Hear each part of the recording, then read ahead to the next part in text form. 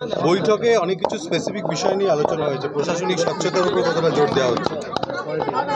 মুখ্যমন্ত্রী মমতা বন্দ্যোপাধ্যায় স্বচ্ছতার সঙ্গে দ্রুততার সঙ্গে করতে বলছেন। সুজিতা দাঁড়াও, তুমি চলে যাচ্ছ কেন? দাঁড়াও। স্বচ্ছতার সঙ্গে দ্রুততার সঙ্গে কাজ করতে বলছেন। সেই জন্যে মাননীয় সুজিত বসু আমাদের মন্ত্রী এবং আমাকে সভাপতি হিসেবে দায়িত্ব দিয়েছেন। আমরা এমএলএ সহ জনপ্রতিনিধি, সরকারি অফিসার, এসডিও, বিডিও সবাইকে রেখে রিভিউ করলাম। মন্ত্রী কথা দিয়েছেন যে আগামী আর 1 মাস পরে আবার রিভিউ মিটিং হবে। কিছু কিছু ক্ষেত্রে ল্যাকেজ আছে, কিন্তু আছে পঞ্চায়েতের কিছু স্লো গতি আছে। কোনোটা 16টা গ্রাম পঞ্চায়েত, নদীমাতৃক জায়গা, লো ল্যান্ড, যেমন শোকপিট। এখানে জল তো জনবসতি উঁচু জায়গায়, শোকপিট কোথায় বানাবে? এই সমস্ত ফান্ড নিয়ে খুব স্পেসিফিকভাবে ক্যাটাগরিক্যালি পিএইচই কি হবে, তার পাইপলাইন, এই সমস্ত ডিটেলসে আলোচনা হয়েছে।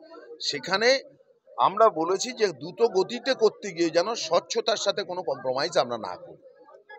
ই পোর্টালের মাধ্যমে সমস্ত সবকিছু হবে, স্বচ্ছতার সঙ্গে হবে।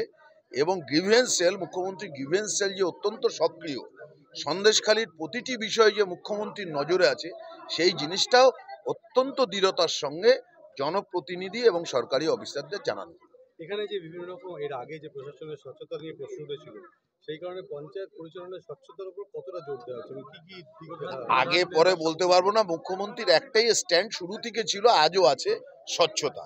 সেটা যাতে এখানেও কোনোভাবে মানে ত্রুটিযুক্ত না থাকে, আমরা সেইটার উপরে জোর দিচ্ছি। মাইগ্রেন্ট লেবার, ধান কেনা বেচা, এই সমস্ত বিষয় নিয়েও তো আলোচনা হয়েছে। এইসব বিষয় নিয়ে আলোচনা হয়েছে যে মাইগ্রেন্ট লেবারদের কাজ দেওয়ার ক্ষেত্রে সন্দেশখালীকে আমরা আরো বেশি করে যুক্ত করব।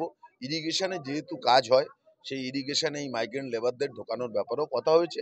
এক্সিকিউটিভ ইঞ্জিনিয়ার রানা সাহেব বা আমাদের সচিব যিনি প্রভাত মিশ্র সাহেব, তার সাথেও মাননীয় মন্ত্রী কথা বলেন। হাবড়া 2 নম্বর পঞ্চায়েত সমিতির